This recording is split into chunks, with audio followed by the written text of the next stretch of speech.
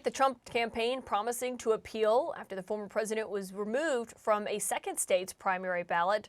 Maine's Secretary of State making this bombshell decision about 24 hours ago, following a similar ruling that we saw from the Supreme Court in Colorado. CNN Justice correspondent Jessica Schneider is following it all for us.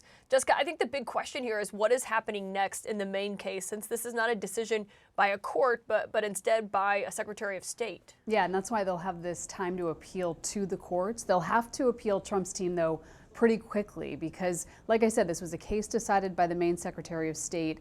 But with an appeal, as Trump's team has promised here, it then will be heard by the state courts in Maine. And the state's laws here dictate that this next level of court, the Superior Court, it must make a decision pretty soon by January 17th. So this was it was a decision decided by the state Secretary of State unilaterally on her own. She held that hearing earlier this month, and she said that while this was a big decision to make, she said that all of the evidence in her view was really indisputable. Here she is.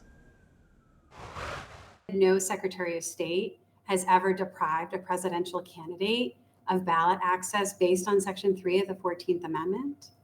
But no presidential candidate has ever engaged in insurrection and been disqualified under Section 3 of the 14th Amendment. Now, her decision last night, it's obviously come under a lot of criticism. Many people have been saying, it's the voters who should get to decide who's elected. It shouldn't be a Secretary of State who decides who's on the ballot. So here's the top Republican in Maine. Here's what he had to say. Our voting rights enshrined in the Constitution are sacred to us. And to have one particular person remove really the top candidate from the ballot because she dislikes that person just smells of politics that so many Americans really, really hate now.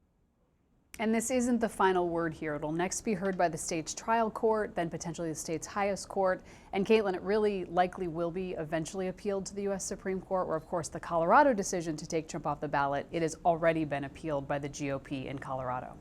Yeah, and they want the Supreme Court to fast track that decision. I mean, when it comes to all of this isn't the only two states where we're seeing this effort play out. It's played out in a lot of states. Some it's been outright rejected. Some have had these decisions. We're also waiting tonight for another decision about keeping him on the ballot in Oregon. When do we know, or what do we know about when a decision could come in that case? It really could come at any time here, Caitlin. This is a liberal group in Oregon. They filed a lawsuit earlier this month, and they filed it directly to the state Supreme Court. And what they want the justices to do there is order Oregon Secretary of State to take Trump off the primary and general election ballots. They're citing, of course, the 14th Amendment. Trump's team actually has that deadline of tonight to oppose the lawsuit. So at any time really beginning tomorrow, the Supreme Court in Oregon could issue its decision. So there's a little more time in this case, though. Oregon doesn't hold its primary until the end of May, Caitlin. So the Oregon Supreme Court likely has a little bit more time to make this decision since ballots don't need to be printed necessarily anytime soon. Jessica Schneider will be waiting to see what Oregon decides. We'll also speak to the Maine Secretary of State, I should note, about her decision in the next hour. But joining me now is CNN political analyst Maggie Haberman. And Maggie, it's now been nearly 24 hours since this decision from Maine Secretary of State came out. His campaign has responded. He has posted a link to her contact information, but he himself doesn't seem to have said anything about this. How's he reacting privately to being removed from the ballot, not just in Maine, but in other states as well? Well, privately, he's saying similar things to what he's saying publicly, Caitlin, which is this is election interference and making all the political arguments that we have gotten used to. This isn't something that his folks are seeking out. It's yet another set of court cases when they already have a pretty full load of those. But some of his political advisors do think there is political advantage, at least in the short term. In Colorado, he's still on the ballot. So even as that case is likely to go forward to the Supreme Court, he is on the ballot because the decision, the ruling there has been stayed. In Maine, we don't quite know yet what's going to happen. They believe, generally speaking, he and his advisors, that they will have success at the Supreme Court, but he has also voiced some concern that a court that has, he appointed 3 of the justices to the Supreme Court, and it gave the conservatives a supermajority. He is concerned that they are going to look as if they're trying not to rule in his favor and might rule against him. We will see. But right now, this is crowding out final days of the primaries when his rivals who are trailing him need to get attention. And to that end, his team sees some advantage. And also, to the points made before, there are a lot of people, including some Democrats, who are criticizing these decisions, and they are amplifying that as much as they can. Yeah, and they're worried about, the actual just basis of this, the unprecedented nature of someone like a Secretary of State, Yep. making the decision to remove a major party's potential candidate from the ballot. But there also seems to be a political concern here. You talked about the Trump team seeing a political advantage. Chris Christie was on CNN this morning and telling my colleagues that he thinks this is going to make Trump a martyr, that this is going to potentially help him. I mean, if this does go to the Supreme Court, if they reverse these decisions, how much could that potentially help Trump in this?